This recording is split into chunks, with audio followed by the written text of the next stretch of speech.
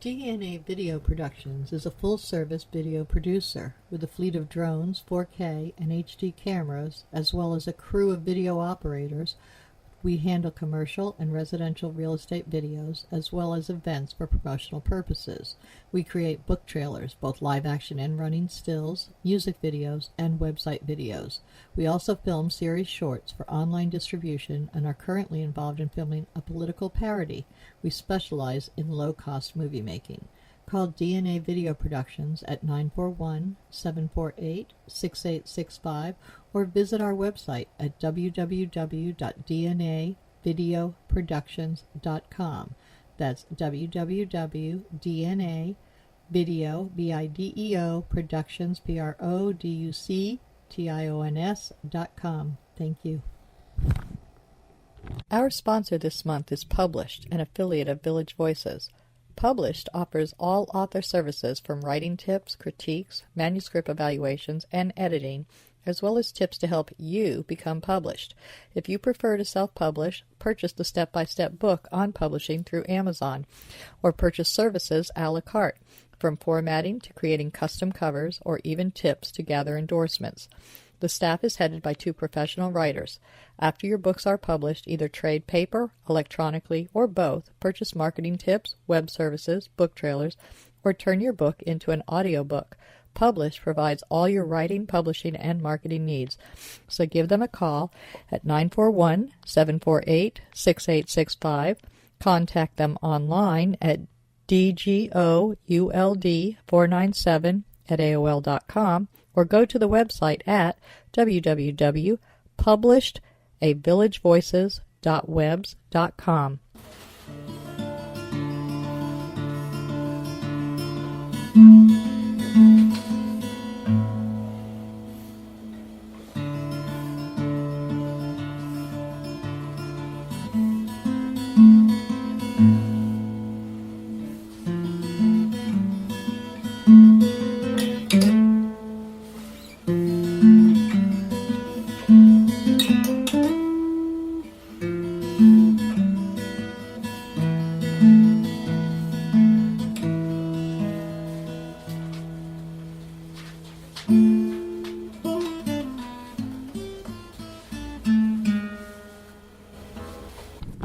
The intro you just heard was by Al Lusitano, and today we are interviewing author Dennis Blanchard, and he is the author of a book called 300 Zeros, and we're going to talk to him about writing and marketing and the book itself. So, hi Dennis, well, nice to talk with you. Glad to be here, Donna. Okay, so tell me, were you a writer when you were a child, or are your family writers?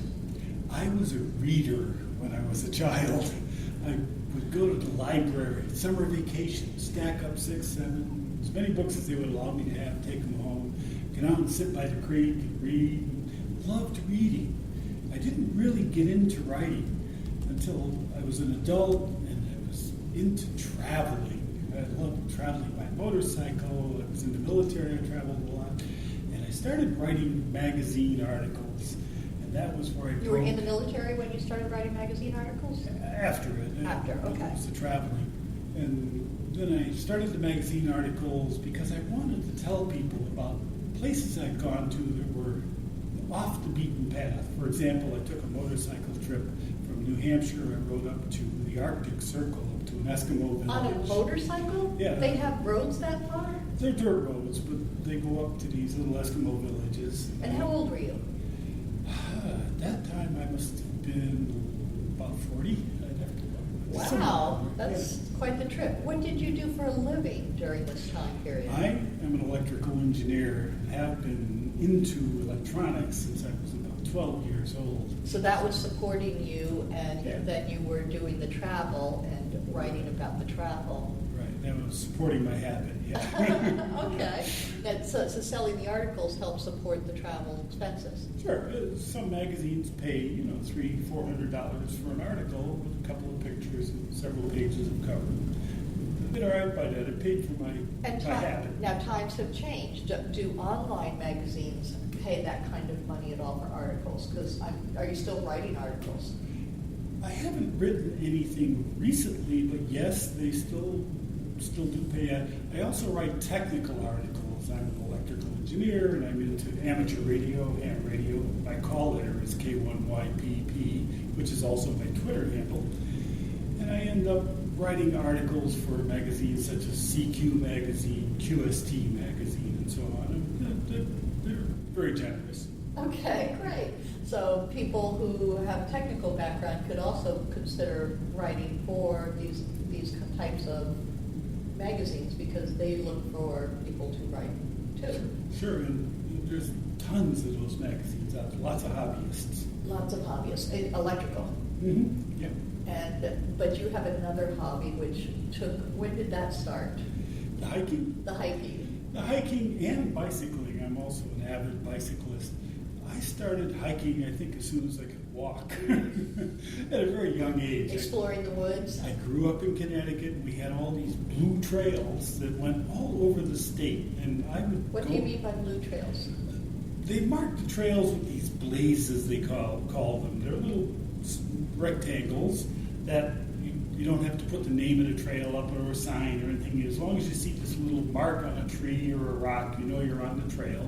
And typically they were in blue if they're minor trails. If they're a major trail, such as the Appalachian Trail or the Vermont Long Trail, typically it's a big white blaze or something of that nature. And there's other colors. They use pink and so on to designate different trails.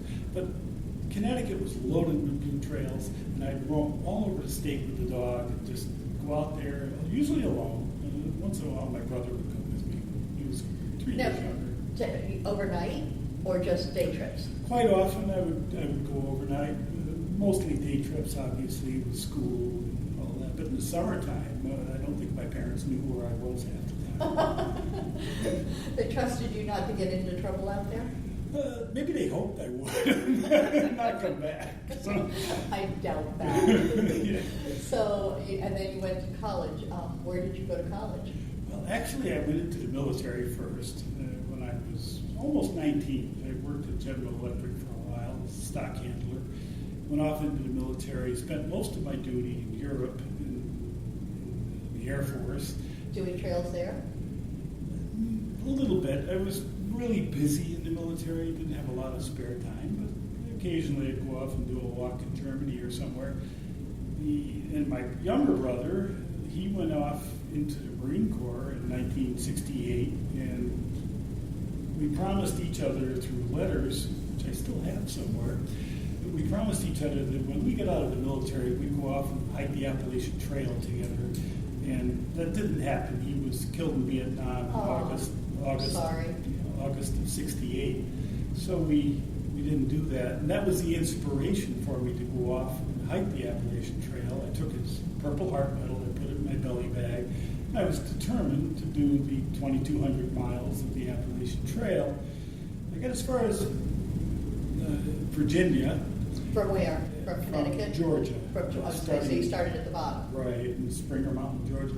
And I ended up having these strange sensations in my throat. My family has a history of heart disease, and I figured it might be related.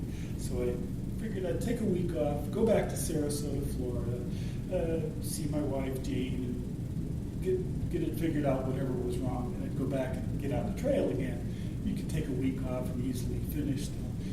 And as soon as they did a catheterization on me and I became conscious again, they said they had to rush me right into surgery at Sarasota Memorial. I was having serious heart problems. I could die any second.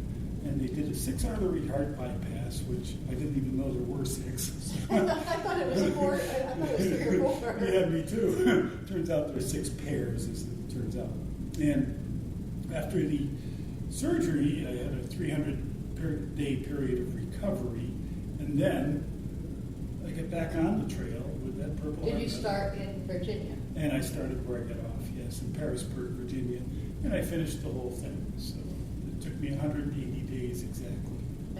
Altogether, it was 180 days to go from Georgia to where's the other end? Mount Katahdin in Maine. Wow, that is a really long trail. Yeah, and it's not a direct route. I mean, if you drove it, it's like 1,300 miles. Now, overnight, do you have to camp, or are there places to stop where you can have a real bed? The trail is very well organized for hiking. About a day's walk apart, sometimes less, sometimes a little more. They have shelters. Now the shelter is typically just a 3-walled log cabin with an open face and a platform to set your bedroll on. I typically I have carried a hiking hammock rather than a tent.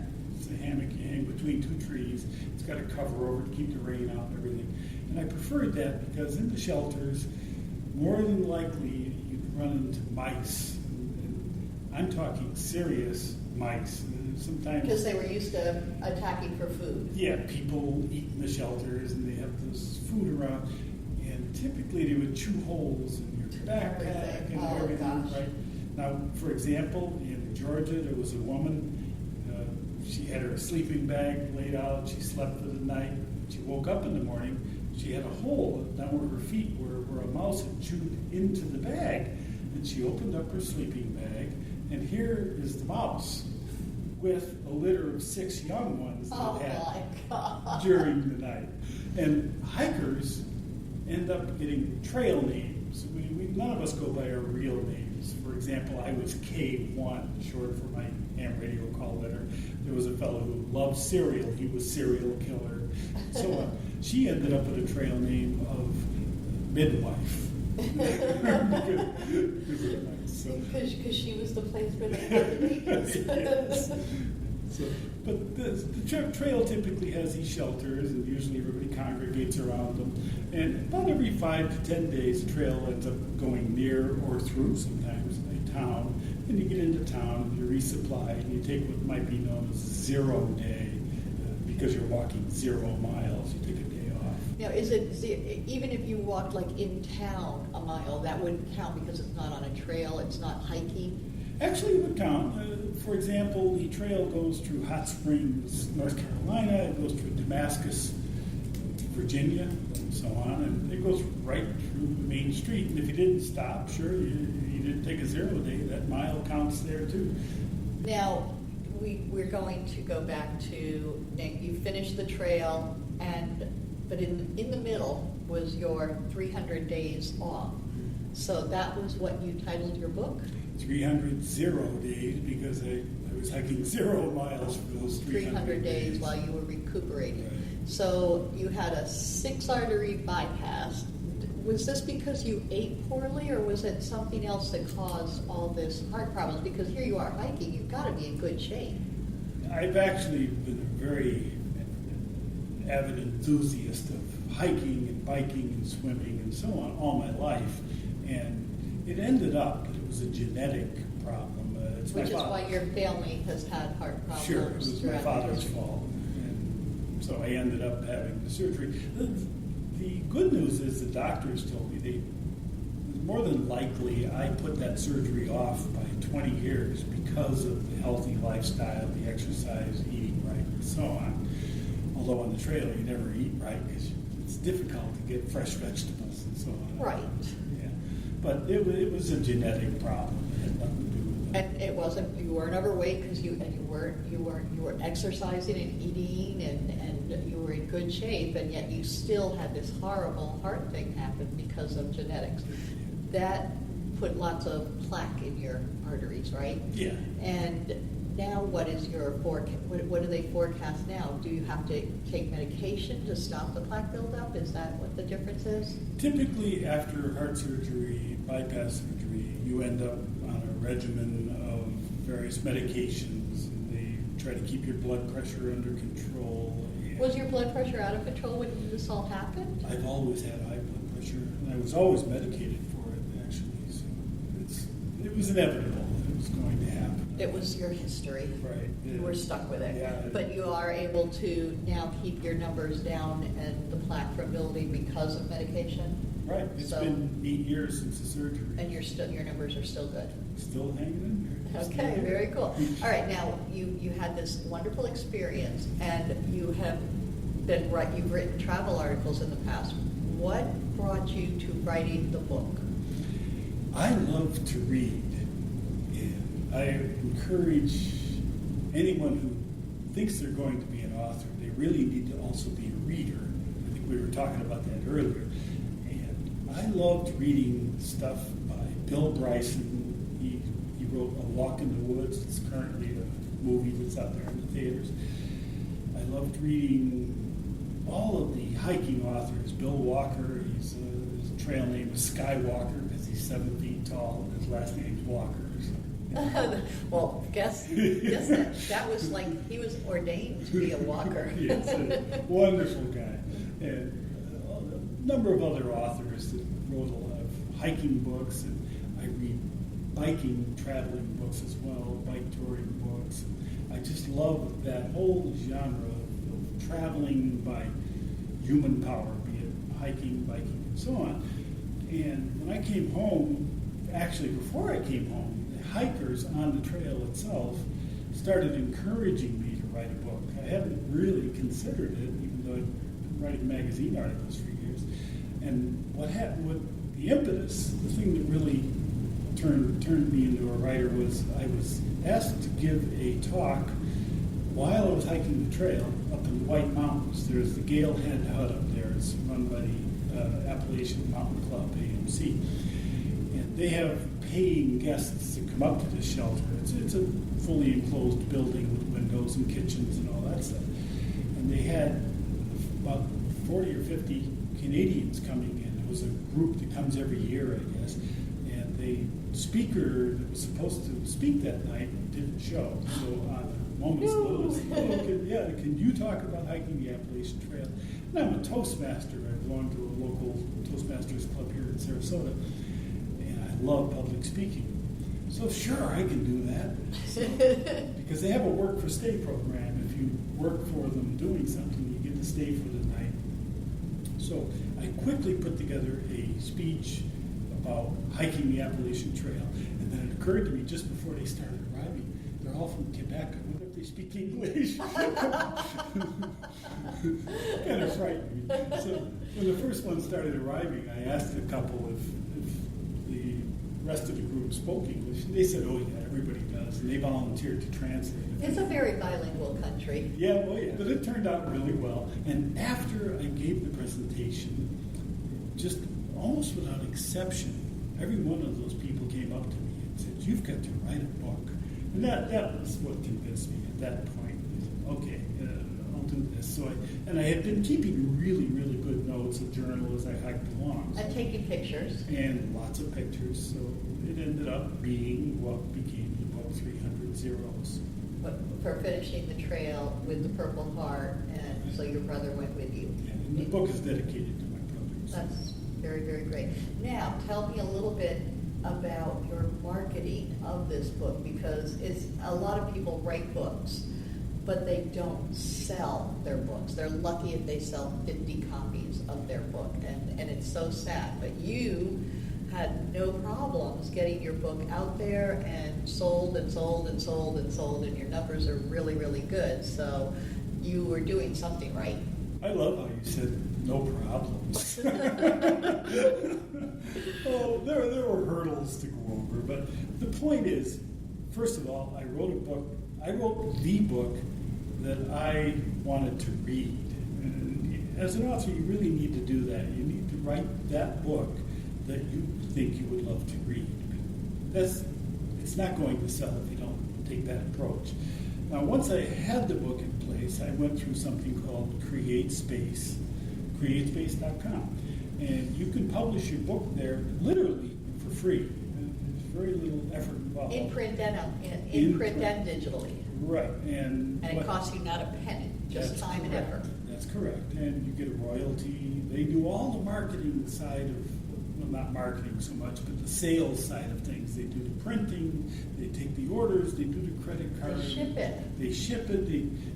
Your hands are totally off of the process of getting the book into the hands of the reader. But what they do is once a month they send you a royalty check and just deposit it right in your account. Great business model. I wish it had been around 30 years ago. Because now... I'm also an Amazon fan. I just love what CreateSpace has done for authors. But so now you've got the book and you published it on CreateSpace. What's next? How do you make those sales? You have to reach the market that you've written the book for. And that can be a challenge depending on the topic and the genre. In my case, it's a nonfiction book, which most of the time is easier to market than fiction. Because you can find your readers. That's correct. Now, I had a ready-made community of people out there in the hiker community. Also, in the book, there's a smattering of amateur radio. Not a lot, just enough to introduce the general public to the hobby and what it involves. Because I carry a ham radio with me on the hikes. It's in my backpack. It's not one of those huge ones like people used to. Okay. No, it weighs 7 ounces. Very cool. It's inside of an I still have those visions of people sitting at their desk talking country to country. Sure. Well, this is just Morse code, and it fits inside of a little Altoids mint tin. I mean, it's that tiny. Wow. And it has a little Morse code key, and I sit there, I throw a wire in the tree. And I've talked to people all over the world with this thing. It only runs a couple of watts. So it's the electrical engineer in me. I can't help myself. But I get this into the book, and I have a little spattering of it here and there. And it ties, I think, very well into the story. So where were we going with this? We're at the marketing side of it. So how does that help? How did it help with the marketing? Yes, okay. So there's a very large population of radio amateurs. Worldwide, there's about 1 million radio amateurs. In this country, I think we're somewhere around 300 or 400,000. Might be more. That's a pretty big group. Yeah, so that's an excellent market to appeal to. And what I would do is there's various internet amateur radio forums and web pages and blogs and all this sort of thing. And I'm very involved with them. So it became a very... Because of the electrical engineer thing, you're also very computer-oriented. And computer-oriented. I worked in Digital Equipment Corporation for close to 30 years, and so I have that background as well. All of these things came together. I have a market with the hikers, the amateur radio enthusiasts. It's also a very popular book with just general readers, people that like an outdoor adventure story, that sort of thing. There's And the heart patients? The heart patients. Because hiking is a great way to improve your health so that you don't have continued heart problems. That's correct. So, something I should mention, I've had a couple of emails from people that bought my book. In 2 cases, they actually bought the book at a book signing I was doing. They went home that evening and they were having funny symptoms in their throat like I had. And they said, gee, I should get this checked. And the next morning... So you saved 2 people's lives? 2 of them. Yes, 2 of them ended up having heart surgery the next day after they read chapter 6 of the book, which involves Sarasota Memorial and a heart surgery. And the symptoms that they didn't recognize as being a heart symptom. Yeah, so what is this funny feeling in the throat that people should be looking for? Well, you really can't look for any specific symptom. Everybody presents differently, right? Especially women. Women have very unusual... We tend to go more towards indigestion. Yeah, so I understand. And in my case, my throat just felt tight. But there was obviously something going on. I felt lightheaded and so on. A lot of men... Yeah, you weren't getting enough oxygen. Yeah. Many men get pains in their arms and that sort of thing. So everyone presents differently. But those 2 had the same kind of symptoms that you were suffering. Yeah. Hopefully they didn't need 6 arteries taken care of. One of them was 3 and the other was 4. Now, so if somebody's interested, you also had mentioned, we spoke of this earlier, Yahoo groups, finding groups. Now, this is for nonfiction. If it's a fiction writer, have you ever considered writing fiction? I actually have in the back of my head a couple that have been brewing. And the reality is, fiction typically relates to the real world somehow. I mean, right. Yeah. So if you did one, it would probably be about a murder on the Appalachian Trail. Yeah, I'm not so much into murder, but it could be certainly a mystery, something. A treasure found. Gold heist. For example, they just arrested a fellow that he embezzled something like $6.5 million and disappeared. And he's been on the Appalachian Trail for several years now, as it turns out. And they knew that? Or they didn't know where he was. They didn't know where he He's was. hanging out on He grew a Hamlet. beard, big hat, you know. So it was in the news, I think last year. Yeah, this fellow, they finally tracked him down. He had trail name and everything. You probably knew him. I could have met him. I mean, he's been out there quite a while. And he was hiding in amongst people. Yeah, he wasn't going anywhere where there was much likelihood that he would get picked up. He wasn't in the financial circles. But with $6.5 million, it's kind of hard to believe you wouldn't just go to another country somehow. You would think, huh? I would have been out of here. Okay, so you've got the book out, and you're doing very, very well with it. Yes. For somebody who has self-published, you have sold how many? I think it's over 20,000. And that's the Kindle version. That's everything. Yeah. Everything over 20,000 sales. There's very few print. And this is just by reaching out to your market through social media and through speaking and telling people about your experience in different venues. It doesn't always have to be just the hikers. It's also those ham radio people. You talk to them and online and in person, and the same with the hikers, online and in person. And you don't just put it on your website. You go to other groups and join other groups and these websites, correct? That's correct. One of my favorite places to do presentations is at libraries. I've had a lot of success on the East Coast traveling up to see my daughter in New Hampshire. We'll stop at libraries and arrange something ahead of time. And that's the general audience there. It's just people who like to Read, period. Nonfiction. A lot of people Sure. do enjoy just reading Yeah. nonfiction about real experiences. They don't like that fake stuff. Yeah, well, So- take for example Bill Bryson's book, Walk in the Woods. I think that is over 6 million copies now. Well, yeah, but it's also a major movie. So. Only recently, he wrote the book in 98, I think it was, in 92. And the interesting thing is that the majority of those readers are never going to set foot on the Appalachian Trail. So But they enjoy it's a funny, armchairs, interesting the story. armchair Sure, yeah. ride along. Yeah, they vicariously are walking Yes. the trail. We get to travel through our travel writers. Yeah, sure. So where can people find your book? Well, they can certainly search for 300 Zeros on Amazon.com. That is the name of the book. That's correct, and that's spelled Zeroes. And it's 300 spelled out. Yes, It's not the words. numbers, it's the actual letters. Or you can go to 300zeros.com. Or you can go to DennisRBlanchard.com as well. There's links there. So if they put hiking the Appalachian or 300 Zeros, they're going to find you Yes. on multiple sites Yes. because you are very good at social marketing. And it's available on Nook and all the e-readers and Kobo and so on. Yeah, it's everywhere. All right. Well, I will hope that everybody tunes in and hears about your book, and maybe your sales will spike yet again. Never know. Thank you so much for being on Culture Coast. And thank you, Don. Nightmares. Frightful visions during the night, causing terror and loss of sleep. Daymares. Frightful visions during the day, causing fear and paranoia. Gothmares.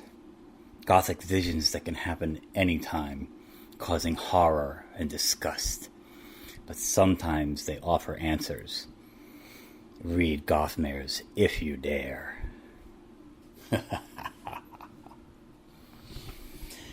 Gothmares, a young adult novel by Al Musitano, available on Amazon and fine bookstores everywhere. Village of the Arts, the largest artist colony in the state of Florida, located on 42 acres, includes artists, homes, galleries, gardens, and restaurants featuring handcrafted gifts, fine art sculptures, painting, photography, enviro art, healing arts, books, mystics, and musical variety.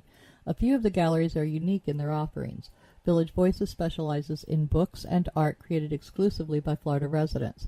The Dancing Crane Gallery offers fine art, custom jewelry, and unique, innovative art.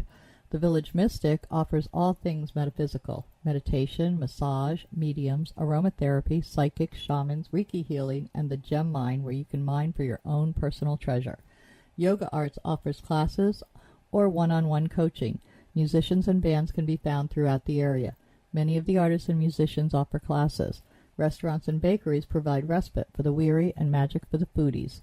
Visit during the first Friday Art Walk and stroll through the shops and galleries enjoying free appetizers, wine, music, and demonstrations. For hours and information, please visit the website at www.villageofthearts.com.